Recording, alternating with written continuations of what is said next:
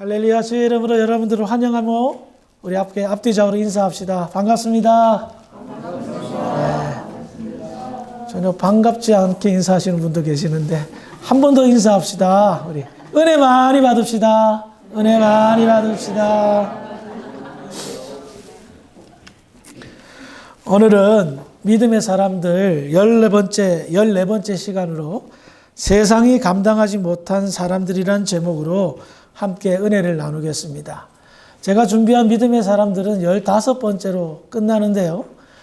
이제 다음 주가 되면 이제 믿음의 사람들 시리즈 강해가 끝나게 될 것 같습니다. 세상이 감당하지 못한 사람들, 이런 사람들이 어떤 사람들일까요? 오늘 본문인 히브리서 11장 32절을 먼저 한번 읽어보겠습니다. 시작. 내가 무슨 말을 더하리요? 기도원, 바락, 삼손, 입다, 다윗 및 사무엘과 선지자들의 일을 말하려면 내게 시간이 부족하리로다.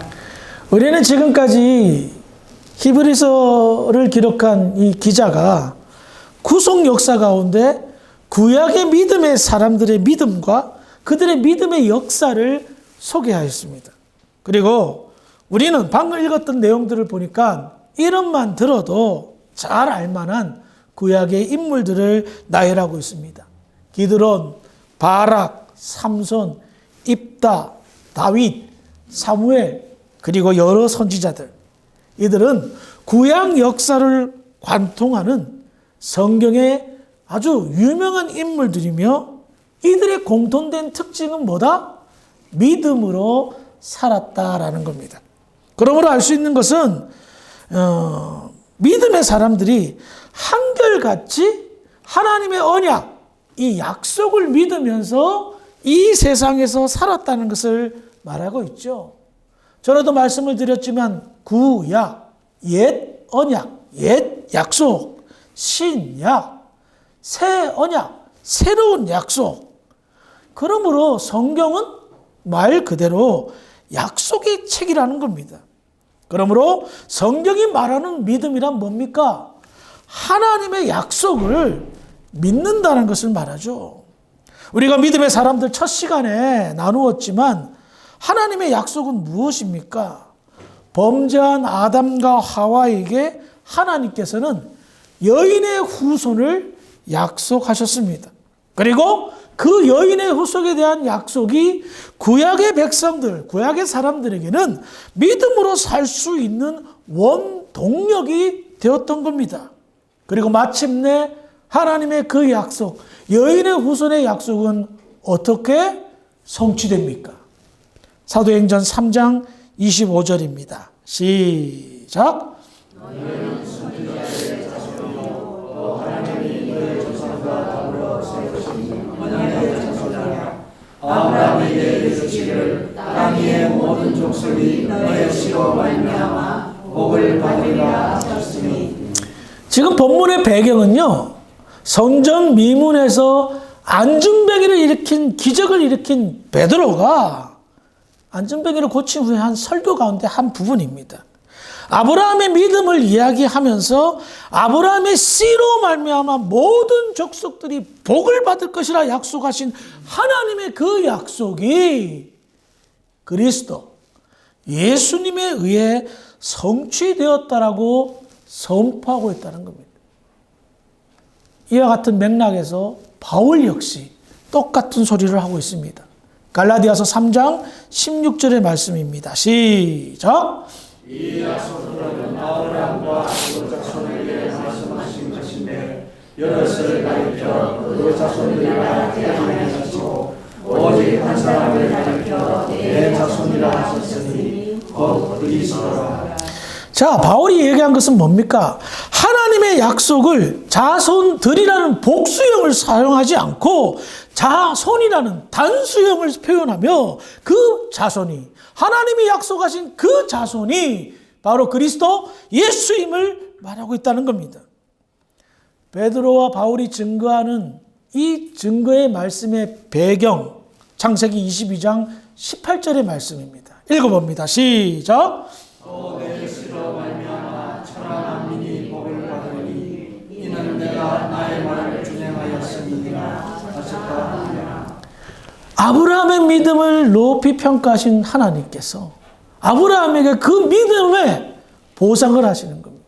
내 씨로 말미암아 천하 만민이 복을 받았다. 그 씨가 바로 예수님을 말하는 겁니다. 그리고 예수님 역시 마찬가지로 그때 하나님이 아브라함에게 하신 말씀에 대한 그 상황을 다음과 같이 말씀하십니다.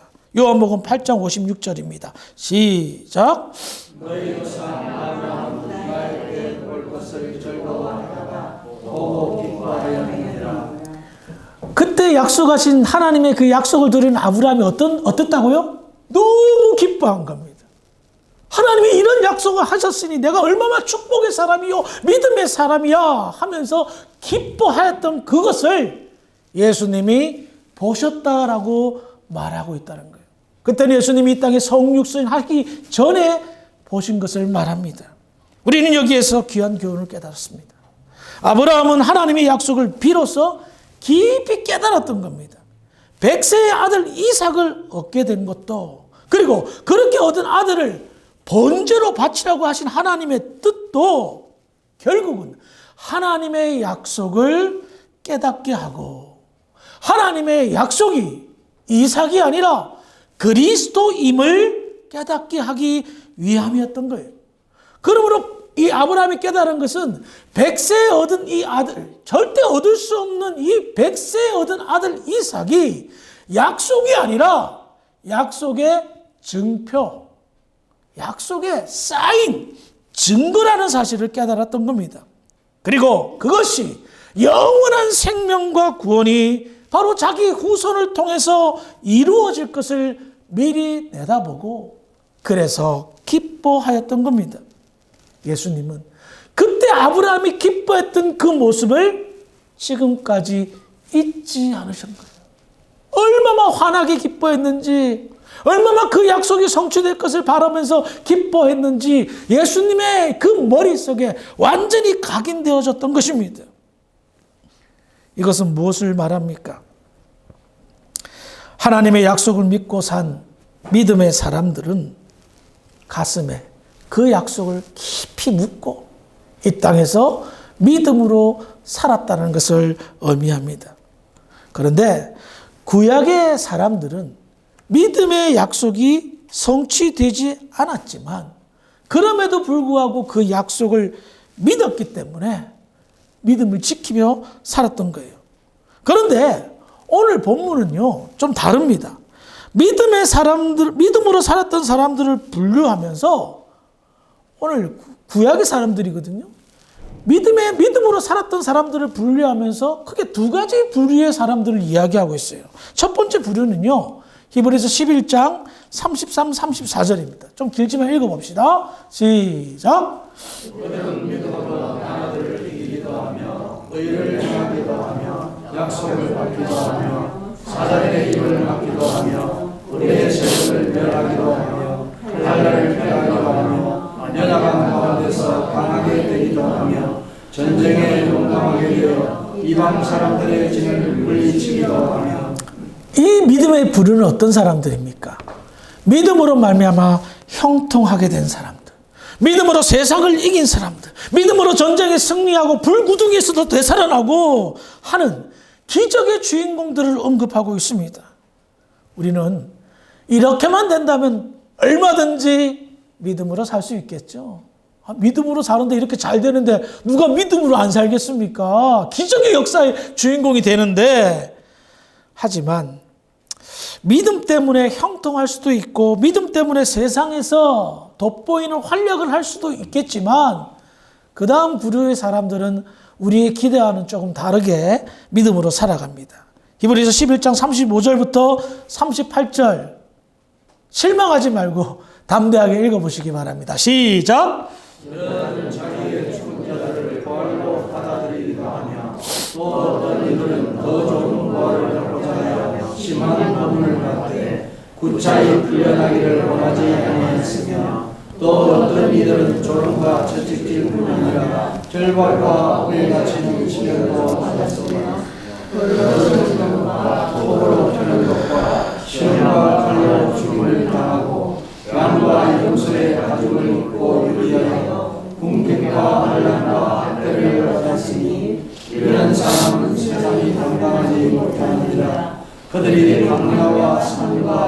그와 토굴에 유리하여 있느니라. 아멘.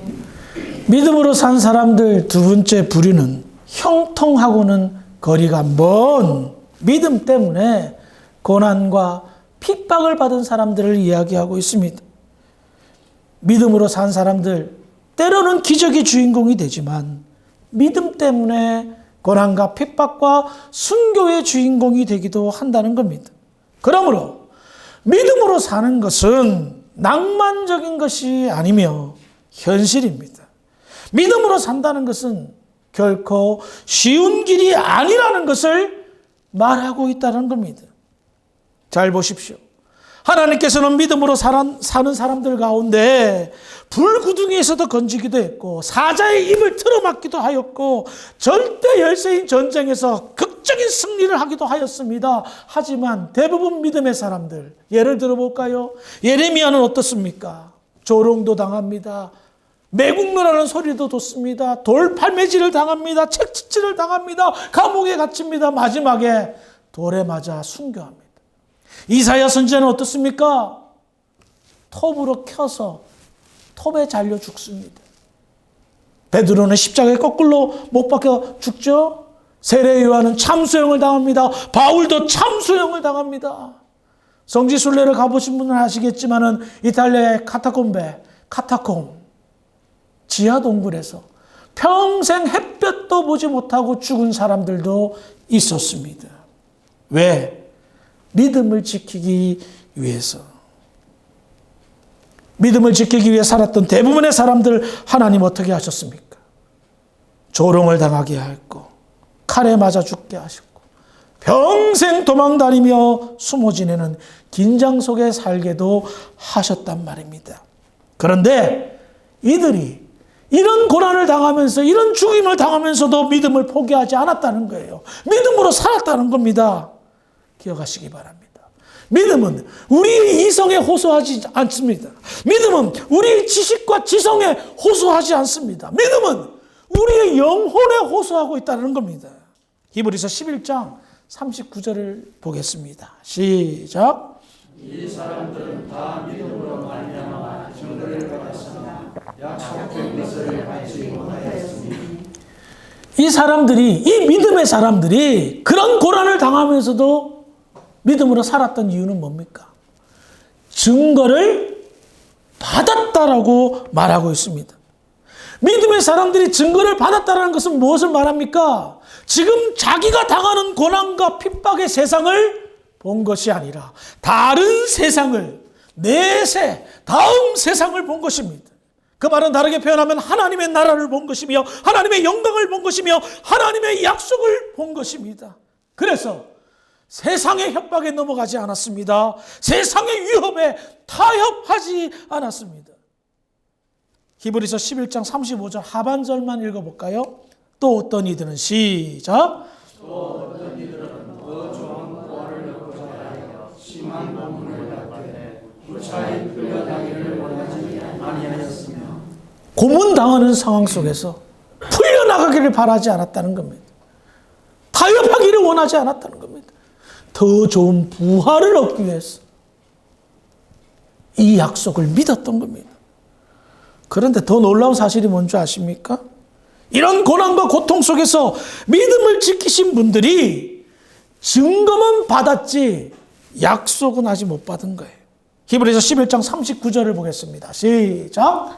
이 사람들은 다 믿음으로 말미암아 증거를 받았으나 약속된 것을 받지 못하였으니. 그의 영혼들은 확신했습니다. 믿음으로 다른 세계를 보았습니다. 하나님의 나라와 그 영광을 보았기에 이 세상의 고난과 핍박과 죽음을 두려워하지 않았습니다. 그런데 확실한 약속을 아직 못 받았다는 거예요. 이게 뭔 말이냐면 약속 의문 받았는데 현금을 아직 못 받았다는 소리와 똑같은 의미입니다. 그럼에도 불구하고 이들은 확신을 가집니다. 하나님을 온전히 신뢰합니다. 꼼피안스 한다는 거예요. 그러면 그 약속된 것이 무엇일까요?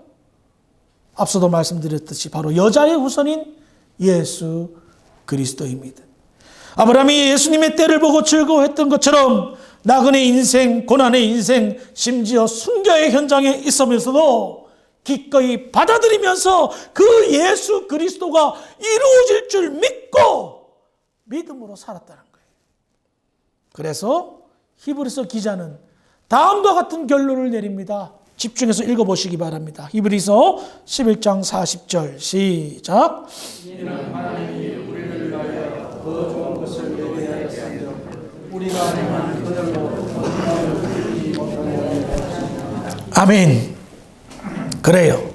구약시대의 사람들은 증거는 받았습니다. 하지만 약속된 여자의 후손 그리스도를 보지 못했습니다. 그런데 신약의 사람들은 다릅니다. 메시아 예수님을 보았습니다.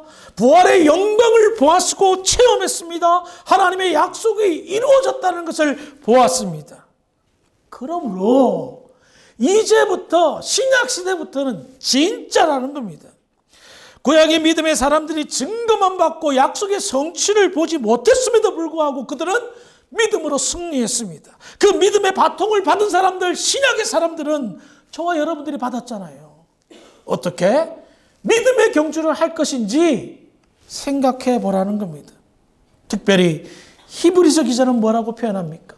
우리가 아니면 그들로 온전함을 이루지 못하게 하려 하십니다.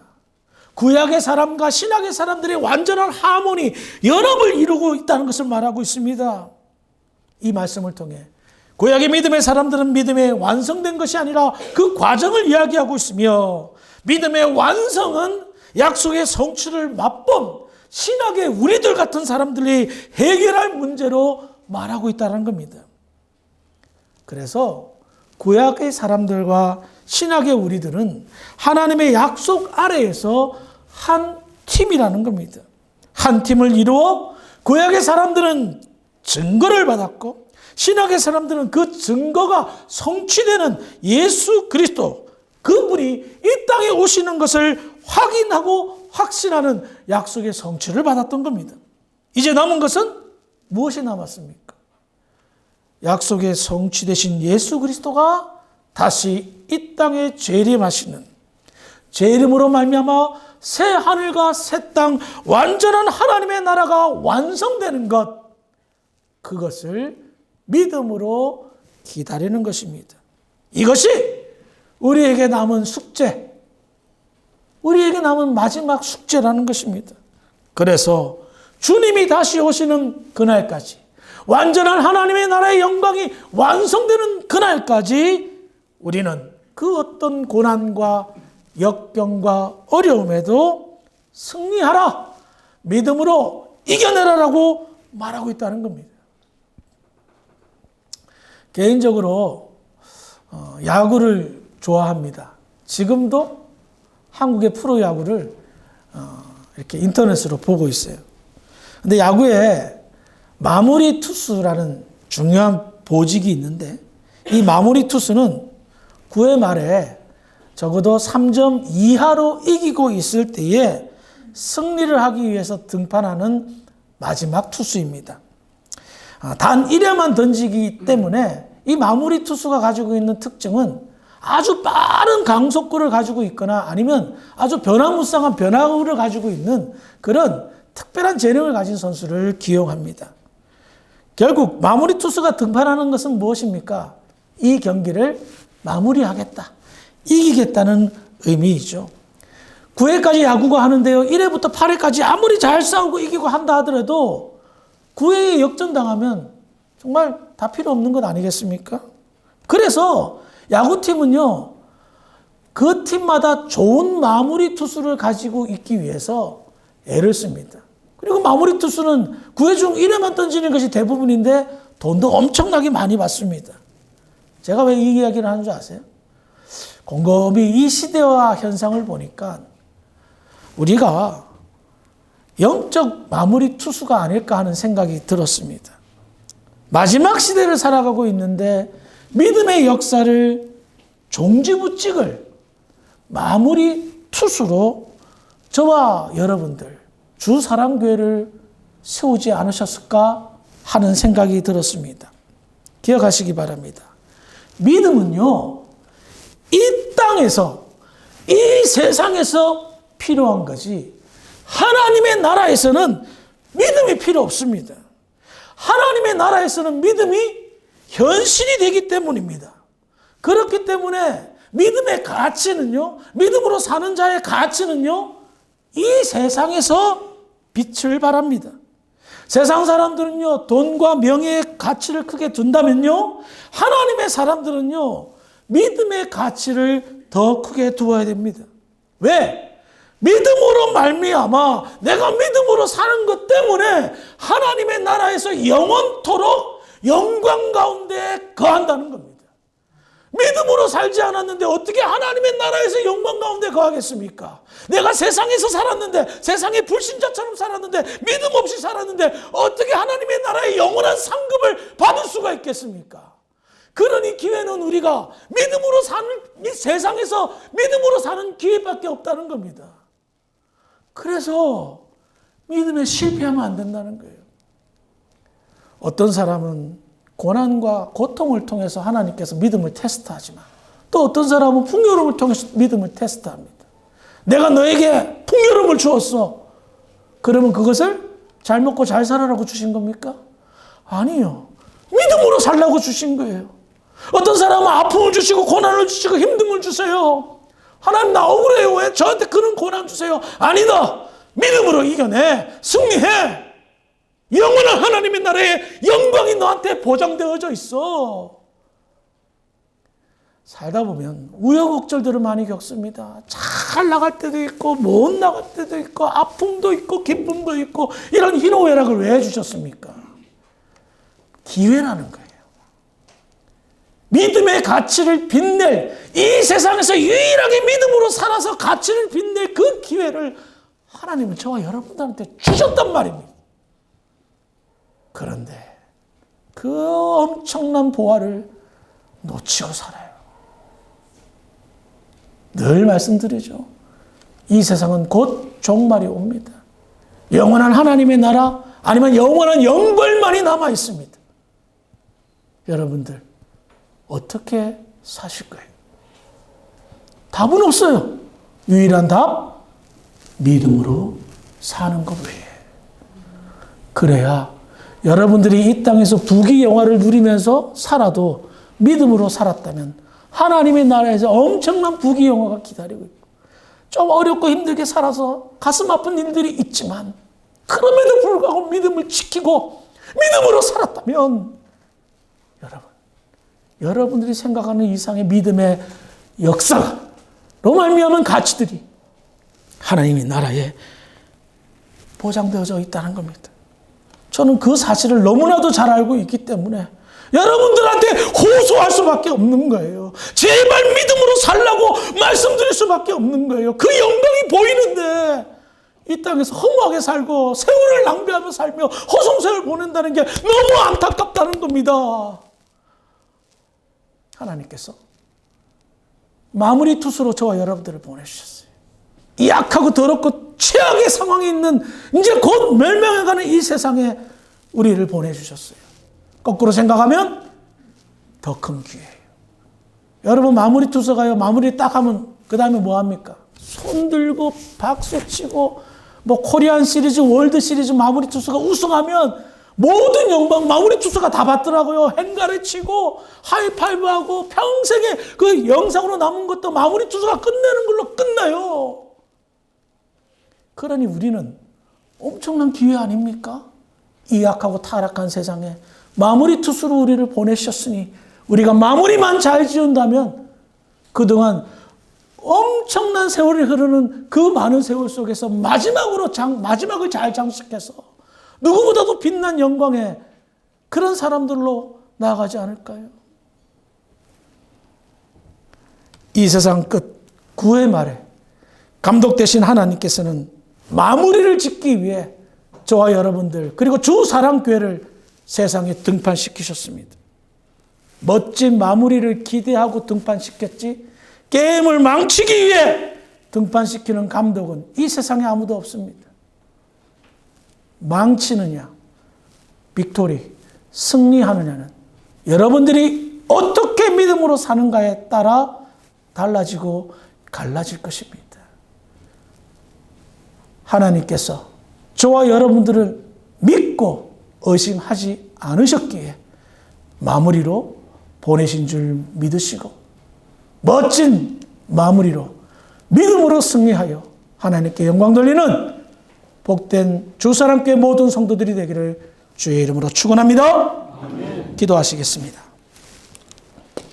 하나님 은혜를 감사합니다. 이 세상 끝날 때쯤 저희들을 부르셔서 믿음의 마무리를 짓기를 원하시는 줄 믿습니다. 그 어떤 힘듦과 어려움이 찾아와도 끝까지 믿음을 지키며 하나님의 나라의 영광을 구현하는 믿음의 교회 모든 성도 주사랑교회가 될 수 있도록 축복하여 주시옵소서. 그리 될 줄 믿고 감사하며 예수님의 이름으로 기도합니다. 아멘.